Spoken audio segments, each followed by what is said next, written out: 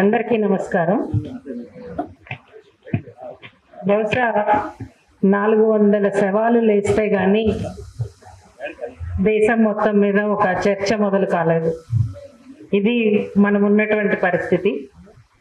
ఈరోజు ఆ శవాలే చర్చలకు ముందుకొచ్చాయి.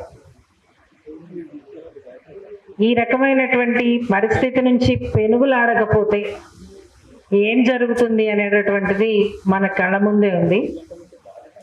నేను ప్రత్యేకించి అక్కడేం జరుగుతుంది అనేది చాలా మంది పొద్దుటి నుంచి మాట్లాడి ఉంటారు, మనందరం చూస్తూనే ఉన్నాం.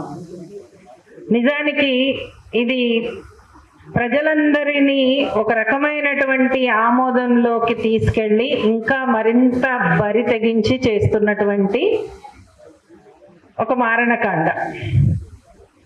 ప్రజల యాక్సెప్టెన్స్ ని పరోక్షంగా తీసుకుని ప్రజలందరూ ఇది రకరకాలుగా జరుగుతుంది.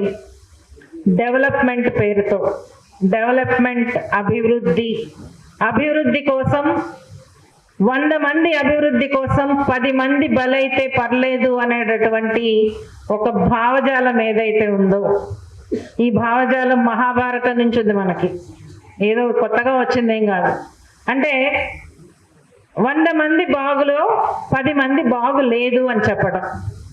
ఈ 100 మంది కోసం ఈ 10 మంది నిరంతరం తరాల తరబడి, శతాబ్దాల తరబడి తాము బలిదానం చేసుకోవాల్సిందే, తమ జీవితాలని అర్పణం చేయాల్సిందే అనేటటువంటి భావజాలం. ఆ 10 మందిలో ఎవరుంటారు? ఆదివాసీలు ఉంటారు, దళితులు ఉంటారు, స్త్రీలు ఉంటారు, ఇంకా అనేక నోమాడిక్ ట్రైబ్స్ ఉంటారు. సో శతాబ్దాల తరబడి ఈ బలిదానం జరుగుతూ ఉండాలి అనేటటువంటిది నిరంతరం రాసి పెడుతున్నటువంటి ఒక భావజాలం. దానికి అభివృద్ధి మంత్రం తోడైంది. ఈ అభివృద్ధి మంత్రంలో మన రోజువారీ జీవితం కూడా ఉంది. మనందరికీ కూడా కార్లు కావాలి, మనందరికీ కూడా వాడటం తప్పు అని అంటలేదు నేను. కానీ మనం ఏవైతే మన రోజువారీ జీవితంలో నిత్యం ఇవి లేకపోతే మనకి జీవితం లేదేమో అన్నంత తయారైపోయామో, కనీసము వాటి పేర్లు చెప్తే కూడా మనకి ఒక్కొక్కసారి అవునా నిజమా అనేంత స్థాయిలో ఉంటుంది. మనం వాడేటటువంటి పౌడర్ ఎక్కడి నుంచి వస్తుంది? మొహాలకు పూసుకునేటటువంటి పౌడర్. లేకపోతే మనం వాడేటటువంటి సెల్ ఫోన్ ఎక్కడి నుంచి వస్తుంది? దాంట్లో వాడే చిప్స్ ఎక్కడి నుంచి వస్తున్నాయి? మన దేశం నుంచి రాకపోవచ్చు, కానీ వేరే దేశాల్లో ఉండేటటువంటి ఖనిజాలే కదా, అక్కడ ఉండేటటువంటి ప్రజల జీవితాలని ధ్వంసం చేసే కదా.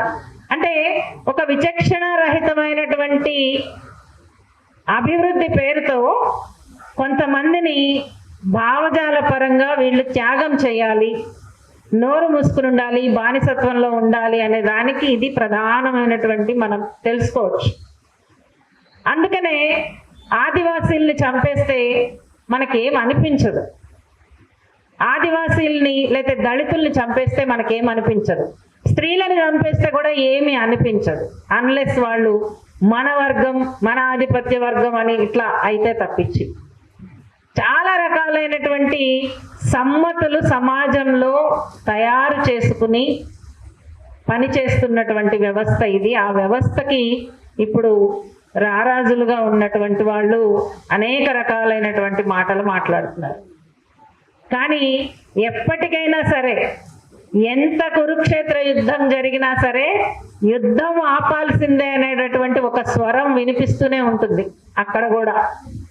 అది గనక గుర్తుపెట్టుకుంటే గనక ఆ స్వరం బలహీనమైనగా ఉన్నా సరే ఆ స్వరాన్ని వినిపిస్తూనే ఉండాలి.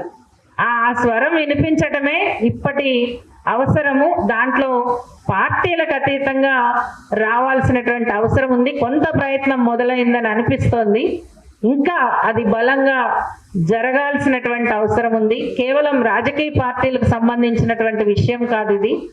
ఇతర ప్రజల సమస్యల మీద పని చేస్తున్నటువంటి వాళ్ళు, గళం ఎత్తుతున్నటువంటి వాళ్ళు, ఏదో ఒక రకంగా కూడగట్టగలిగినటువంటి వాళ్ళు అందరూ కూడా మాట్లాడాల్సినటువంటి అవసరం. అది చిన్నగా అయినా సరే మొదలవుతున్నందుకు మనం సంతోషిస్తూ ఈ ప్రయత్నాన్ని మరింత విస్తృతం చేయాలి. ఆ విస్తృతం చేసేటటువంటి దాంట్లో భారత్ బచావో తీసుకున్నటువంటి దాన్ని అభినందిస్తూ మనం ఇవ్వాల్సినటువంటి నినాదం ఎప్పటికైనా సరే మనం అంతిమ యుద్ధాలని ఆపాలన్నా లేకపోతే అంతిమ సమానత్వాన్ని సాధించాలన్నా కానీ భిన్నత్వాన్ని గుర్తించాలి. సమాజంలో ఎన్ని భిన్నత్వాలు ఉన్నాయో అన్ని భిన్నత్వాలు ఈరోజు ముందుకు రావాలి. ఆ భిన్నత్వాలను గుర్తించి ఆ భిన్నత్వాల రాజకీయాన్ని మనం స్పష్టంగా మాట్లాడాల్సినటువంటి అవసరం ఉంది.